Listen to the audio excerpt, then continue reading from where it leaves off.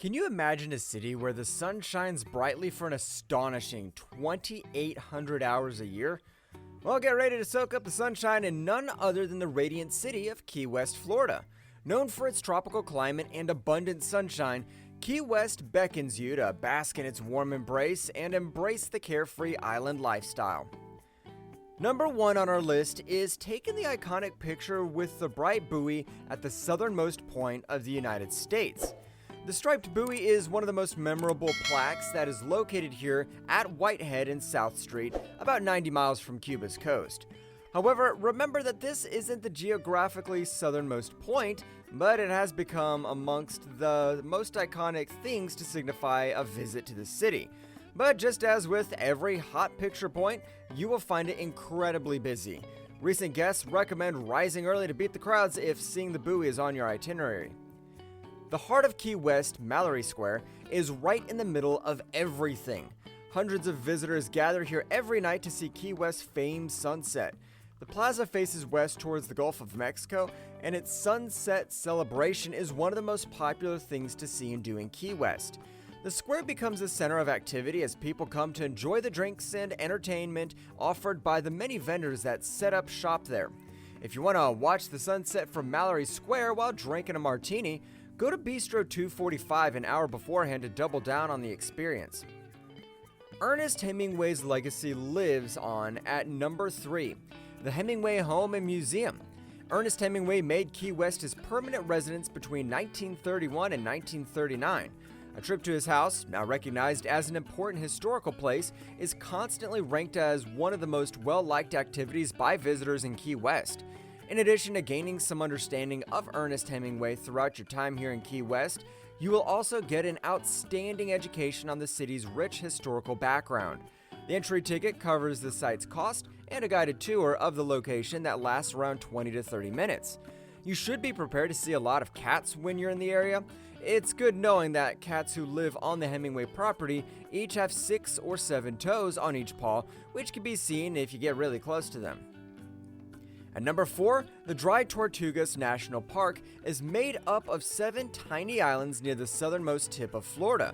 Located 70 miles west of Key West, this pristine oasis offers crystal clear waters and a birdwatcher's paradise.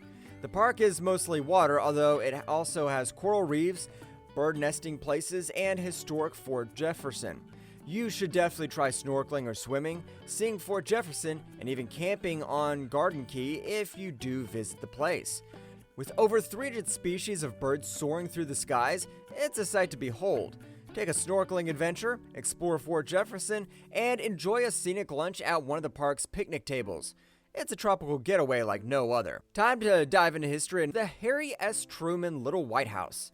As Florida's only presidential museum, this historic gem takes you back to Truman's vacation days. Beginning in 1946, President Truman used this historic mansion as his winter White House. Since the Little White House was located on the U.S. Naval Station in Key West, Florida, official papers produced during his 175 days in office had the notation, "The White House, U.S. Naval Station, Key West, Florida." Presidents Eisenhower, Kennedy, and Clinton, among others, have all utilized it since then as a vacation spot. Tours of the Little White House are included in the entry price and depart every 20 minutes.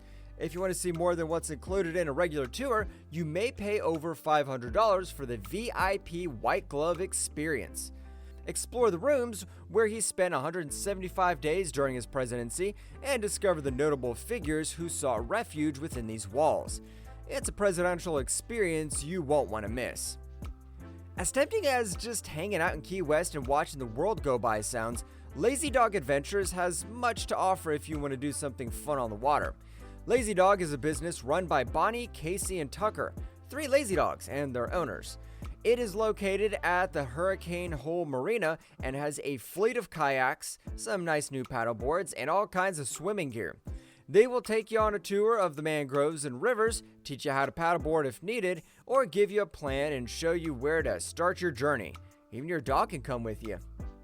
No visit to Key West is complete without a stroll down number 7, Duval Street. This bustling thoroughfare is the heart and soul of the city, brimming with bars, restaurants, and vibrant nightlife. While locals may prefer quieter spots, experiencing the energy of Duval Street is a must for any traveler seeking the true essence of Key West.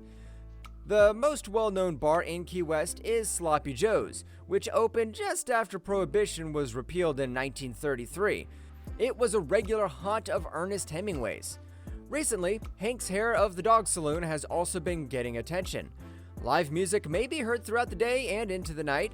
At Garbo's Grill, a food truck parked behind the pub, you can get one of Key West's most fantastic affordable foods, the Asian-inspired tacos and burritos. The Rum Bar is another favorite. They have a wide variety of rums and excellent rum runners at this pub. At the risk of sounding too historical, the Audubon House and Tropical Gardens are a must if you visit Key West for the first time. This beautiful house was built by Captain John Huling Geiger and his family for themselves in 1840. In 1958, the house was in bad shape and was going to be torn down, but the Mitchell-Wolfson Family Foundation stepped in and fixed it up.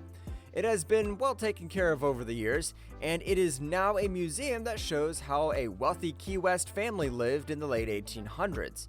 The house has original hand-painted lithographs by the famous scientist John James Audubon, as well as unique furniture from the time.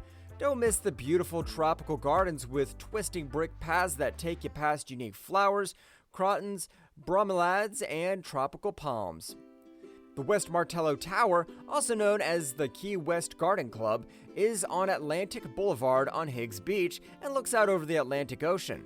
The park's free and open to everyone, and volunteers take care of it. Its goal is to teach people how to grow plants in warm areas. Visitors can walk on brick paths through arched gardens filled with lush tropical plants like bromeliads and flowers. There's also a beautiful water lily pond and a waterfall. The National Register of Historic Places lists the West Martello Tower as a Civil War fortress. Big events like weddings are often held in the park's white gazebos. Last but certainly not least, we have at number 10, Fort Zachary Taylor Historic State Park. This treasure trove dates back to 1845 and houses the most extensive collection of Civil War cannons in the United States. Explore the fort, try fishing or snorkeling along the nearby beach, and lose yourself on the park's scenic trails. Some of the most popular activities here include sunbathing, snorkeling, and swimming. However, you can attend a yoga session on the beach, go kayaking or paddleboarding, fish, or explore the fort. Many beachfront restaurants offer light refreshments and snacks to eat. Seating, shade, and snorkeling equipment may be rented from a nearby shack. It's a perfect blend of history, nature, and relaxation. While these are our only top 10 places, the city offers endless opportunities for having fun and making memories. Have you planned your trip to the Key West yet?